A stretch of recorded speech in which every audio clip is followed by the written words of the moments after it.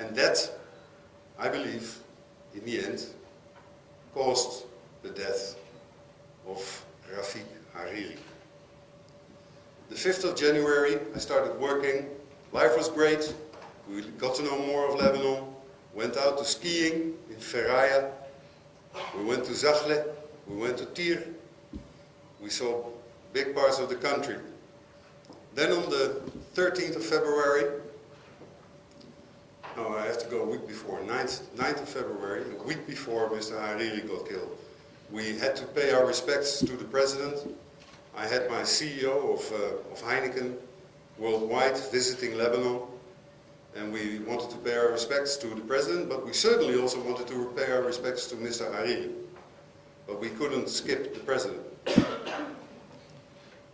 You don't do that, because you respect the posts, and it's not about the person.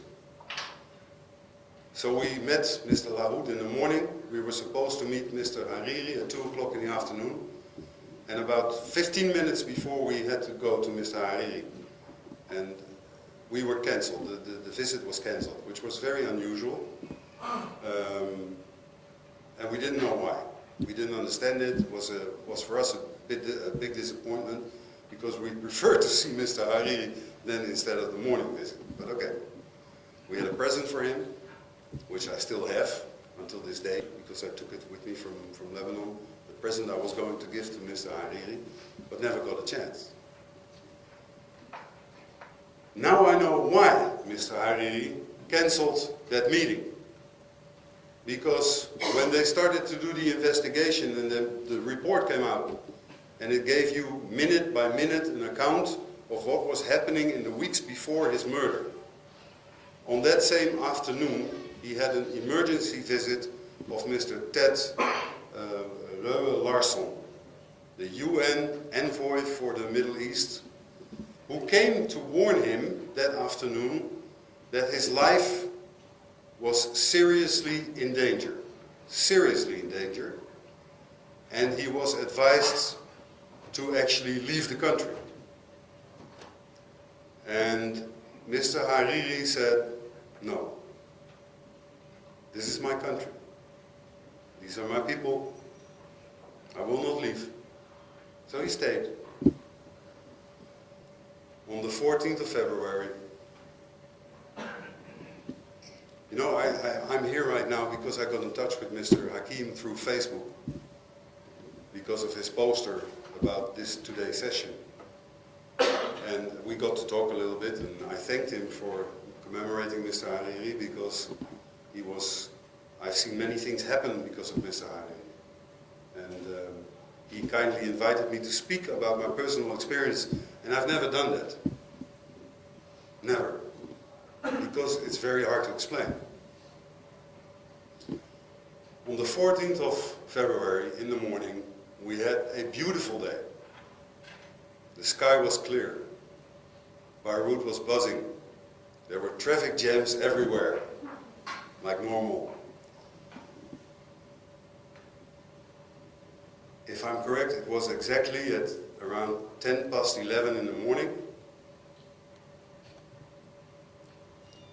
where we heard a huge, really huge bomb go off.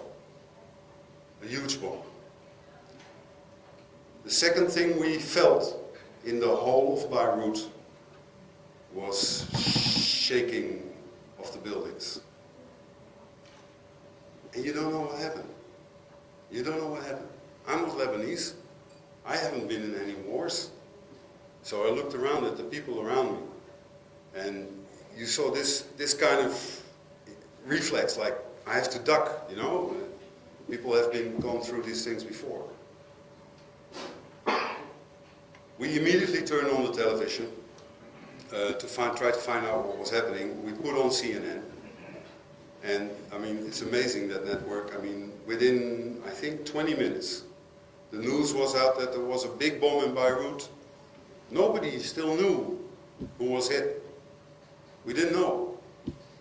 It was panic, because the bomb was so big. It was so big that everybody could feel it in Beirut.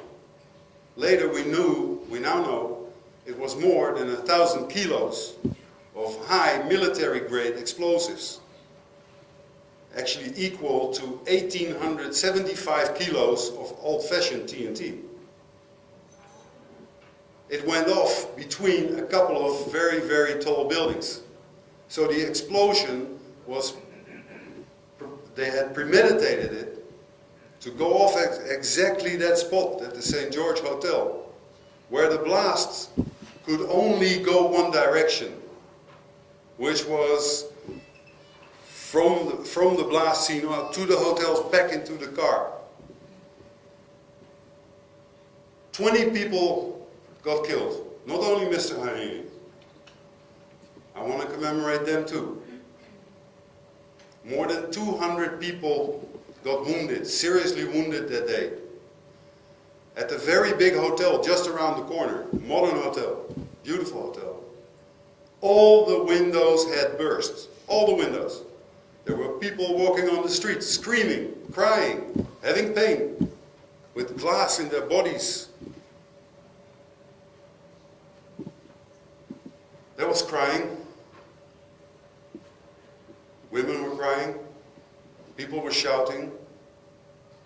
Men were crying. Grown-up men.